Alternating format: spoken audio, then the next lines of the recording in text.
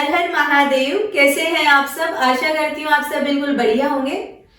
आज का टॉपिक बड़ा प्यारा सा है। आज बात करने वाले हैं हम कि हर पल खुश कैसे रहें। ठीक है, असंभव सा लगता है क्योंकि आजकल दुखी रहने की आदत हो गई है। सब लोग बड़े सैंती से हैं, हर कोई स्ट्रेस से भरा हुआ है ना।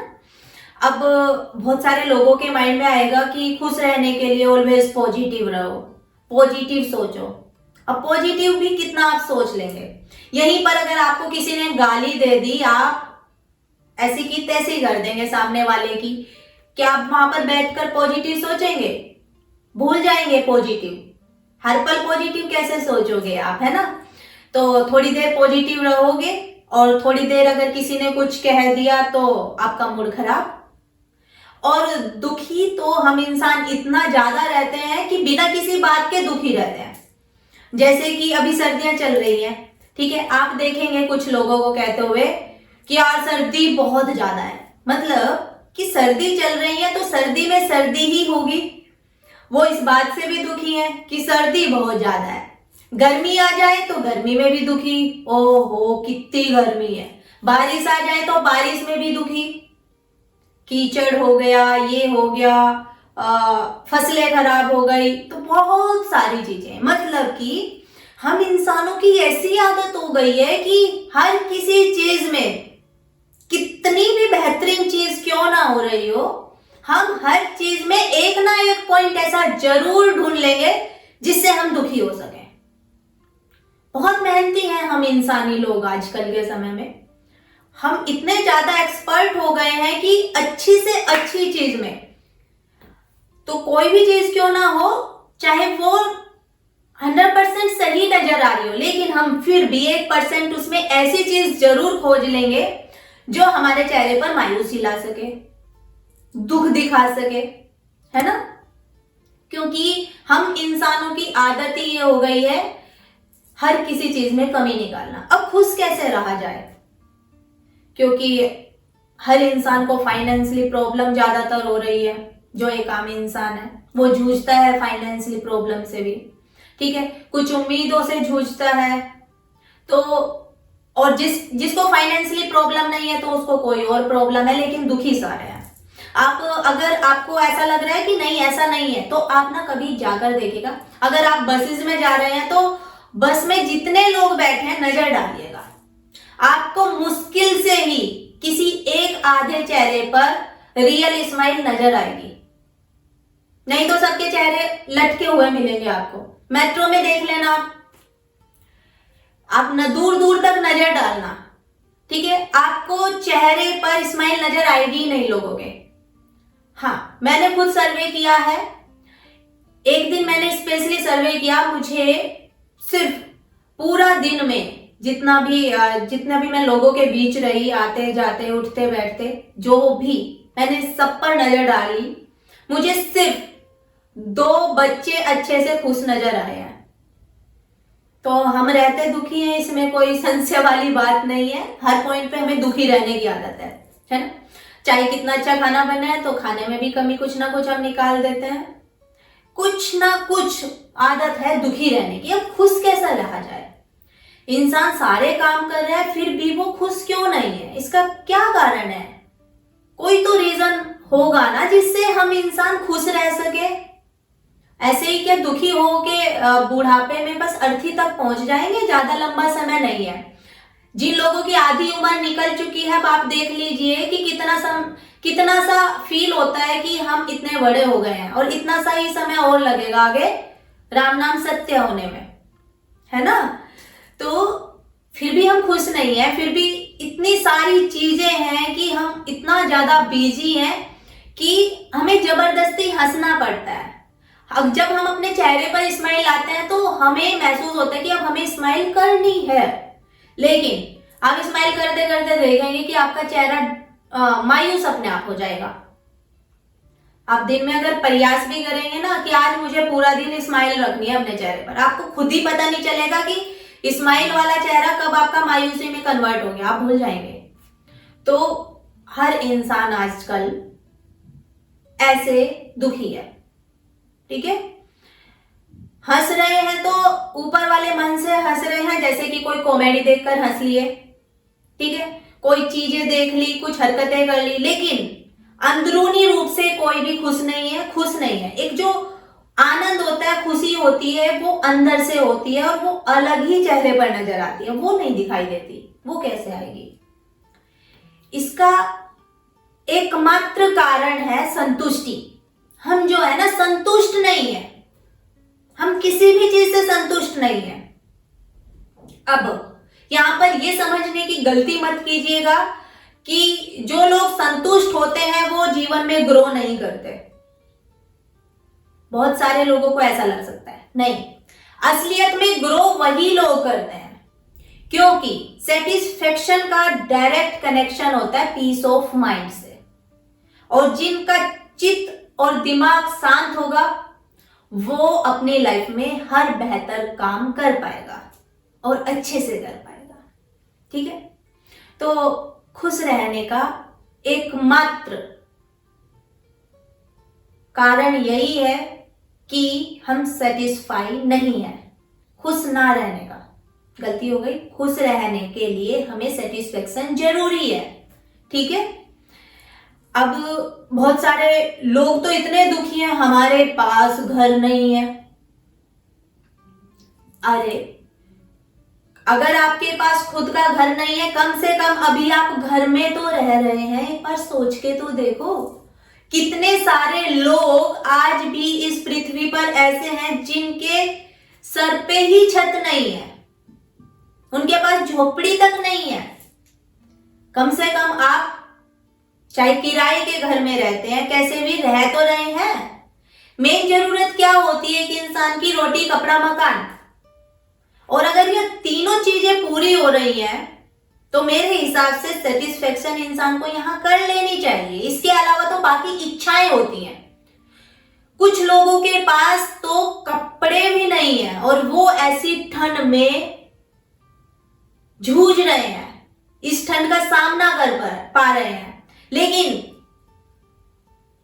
हम जैसे लोगों के पास तो सब कुछ है। बहुत सारे लोगों की ऐसी लाइफ जीना ड्रीम होता है कि काश हम जीवन में ऐसा लाइफ जी पाए, लेकिन हम लोगों के पास वो सब है, हम क्यों दुखी हैं? मेरे हिसाब से जितने लोग ये वीडियो सुन रहे हैं उनके पास भी किसी चीज की कमी नहीं है। अगर उनके हाथ में फोन है तो ऑब्वियसली वो अच्छी कंडीशन में है ना? तो फिर क्यों दुखी है इतना? क्यों सेटिस्फाई नहीं है अपनी लाइफ से? उन लोगों को देखो जिनके तन पे कपड़ा भी नहीं है, पैरों में चप्पल भी नहीं है, कई कई दिन में उनको खाना नसीब होता है। मैंने अपनी आंखों से ऐसे लोग देखे हैं कि जो कूड़े में खाना होता है, जिस खाने में कीड़े डल गए होते हैं, मैंने इंसान को वो खाना खाते हुए देखा है। तो हैरानी की बात यहां पर तब लगती है जब मैं अपने ही परिवार में ये देखती हूँ आज खाना टेस्टी नहीं बना, आज खाने में ये कमी रह गई। तो हम जो लोग हैं, हमें अच्छा खाना मिल रहा है, समय से खाना मिल रहा है, तो हम इसमें भी सेटिस्फाई नहीं होते। हमारी नजर हमेशा उस चीज पर होती है जो चीज हमारे पास नहीं है। और इंसान की जब तक नजरिया ऐसा रहेगा, उस पर नजर रहेगी कि जो चीज हमारे पास नहीं है, तब तक वो इंसान दुखी रहेगा ही रहेगा। उसे कोई कुछ नहीं रख सकता। आज किसी इंसान के पास हीरे भी आ जाए तो कल उसे हीरो का भरा महल चाहिए होगा। तो हम इंसान ऐसे ही इच्छाएं कर करके मृत्यु तक पहुंच जाते हैं और मृत्यु की सैया पे भी पड़े पड़े सोचते हैं कि काश ये मिल जाए। तो हम लोग संतुष्ट नहीं होते चीजों से, इसीलिए हम दुखी रहते हैं। नहीं तो कोई भी दूसरा पर्सन किसी को दुखी नहीं करता, हम खुद दुखी होते हैं। बारिश आ जाए, कुछ लोग यही बात से दुखी हो जाएंगे कि आज तो कपड़े नहीं सूखेंगे। अरे ये कोई बात हुई दुखी होने की? उस बारिश का आनंद नहीं लेंगे।